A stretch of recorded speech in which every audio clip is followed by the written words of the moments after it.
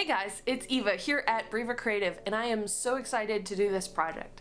This is Linocut. I will be doing some lino cutting of linoleum, and I have never done this before. I bought these tools a while back, but I just haven't gotten around to experimenting with them. So we're going to experiment together. Lino cutting is a form of printmaking. It's cutting a linoleum block and using it to transfer ink similar to a rubber stamp. So let's dig into that together and see how it goes.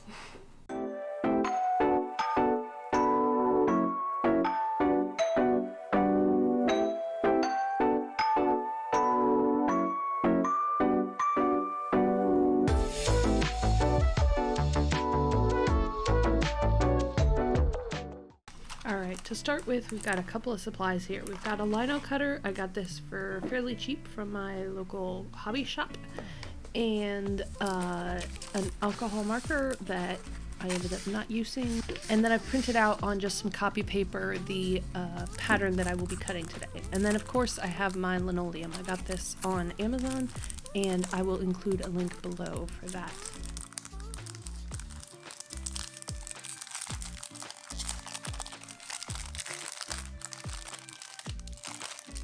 Now that we have that all unwrapped, you can see that this is kind of a soft rubbery material, and there is a green layer inside, about a 1/16 of an inch down from the white, and that kind of helps you know how deep into the linoleum you have cut, so it's kind of helpful later.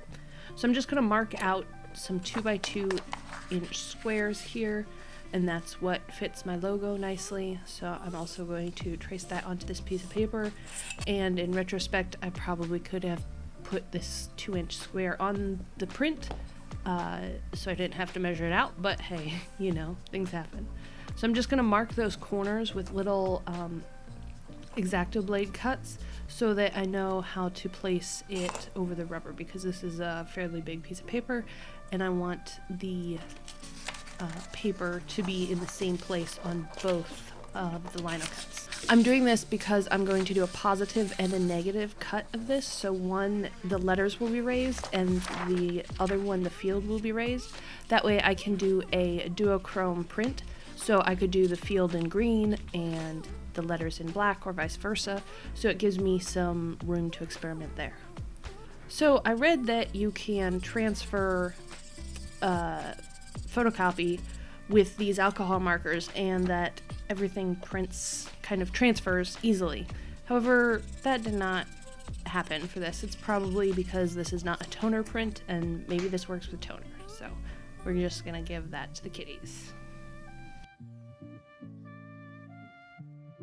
Instead, we're going to use the tried and true method of just scribbling a bunch of really soft graphite over the front of this print. I'm using a 4B here, pencil here, I believe, and just scribble that over, and then I will place it face down and trace it, and the graphite will transfer straight to that lino cut. And you could mirror the print so that you're actually tracing on the face, but this paper is fairly thin, so I can't actually see through it. And you see that graphite is transferring nicely. You could also get some graphite transfer paper. That's fairly inexpensive at the craft store as well, but this is what I had on hand, so a pencil is always a great way to transfer some stuff.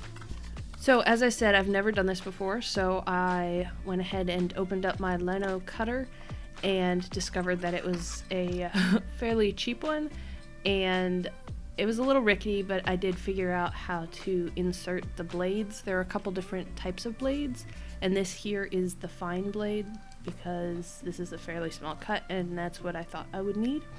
So I'm just getting that inserted and adjusted. It actually worked out to be similar to an X-Acto blade where you kind of twist it to tighten it, and it wasn't too difficult to figure out. So I'm just going to go straight in and go ahead and cut this. I am cutting the field out of this one, so I'm trying to keep those letters raised so that the BVCA is actually what transfers when I stamp it. And this actually will result in something similar to a rubber stamp that you would do some stamping with. if all works well. So I'm just tracing around those letters with the fine blade, and then I will come back later with a thicker blade and kind of get the bigger swaths out.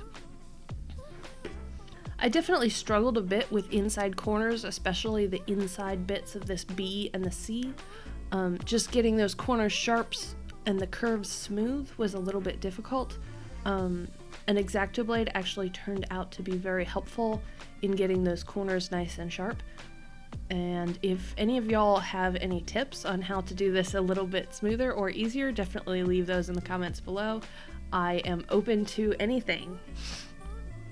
But it actually did turn out to be fairly easy. The blade cuts through that linoleum just like butter. It kind of was very satisfying to peel up the little curly bits of linoleum. I really enjoyed the process of doing this, and I'm excited to in the future do a freehand one possibly, because I think that could have it could be a lot of fun, and of course it has potential. I've seen lots of artists that do that, so I want to give that a whirl one of these days. Let me know if you want to see that in a future video. So now that I've traced around the letters, I'm going ahead and kind of widening up those initial cuts and starting to work on getting that field cut out. And since I've already traced around the letters, I am able to be a little less careful and just kind of scoop out the rest of this white. And I think it is best to go ahead and get past that white layer and down all the way to the green. There were a couple points where I kind of left it, and you'll see later where those actually do transfer to the final stamp or print, and I think that green layer is actually at a very good place. It's probably placed there for a reason. So here I'm switching to a wider tip so that I can just cut away big patches of that white material and leave those letters standing alone to do the print for me. This was also lots of fun. The thick blade really cut very smoothly, and actually you could do a lot of it would be cool to do like a script with this letter rather than the printed letters that I have here. If you just did like a cursive or something, the width of this would actually be sufficient, and if you got pretty good at the freehand, it might not need all the precision work of the tiny blade that I was using earlier. This definitely made it a lot faster to peel out those bigger patches, because the cut of this blade was about 1/8 of an inch wide, where the other one was just like hair width, tiny little slivers that I was pulling up each time. It would have taken forever. So I'm glad there's a variety of blades in this packet. Again, those little bits inside of the letters were a little bit more difficult with this blade, but I think it turned out all right, and here is the finished product. So this next one I will be doing in a negative of this first one. So I will just be cutting the letters out and leaving the field solid, so when it prints, the field is what prints and the letters will be the blank paper underneath. So again, I'm just transferring this with that graphite hack I showed you all earlier. I put a tiny bit too much graphite on this, so the letters were a little less clear, and it was a little bit tougher to figure out where the exact edges were. But I managed all right and was able to do it without too much difficulty. Again, those inside corners were the absolute hardest thing for me, and also the curves actually turned out to be easier to do if I turned the linoleum rather than turning my blade. I'm not sure about how the mechanics of that worked, but getting those curves smooth really was a lot easier as I turned the linoleum around my blade rather than the other way around. And you see here I'm just cleaning up my edges with an X-Acto blade. It's nice and straight and I'm used to using it, so it helped me get those really fine corners that I was looking for. And because I was just cutting out the letters, this one actually turned out to be a much faster cut. And here it is all done. Now let's test my theory and see how this prints. I'm very excited. I'm just using some rubber stamp ink pads for this.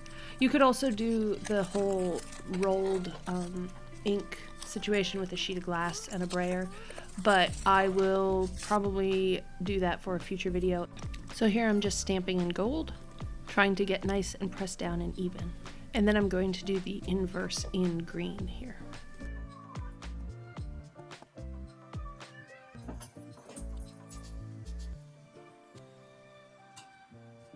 So my alignment didn't turn out perfectly on this first one, so I went ahead and tried a second time and kind of got things lined up a bit better.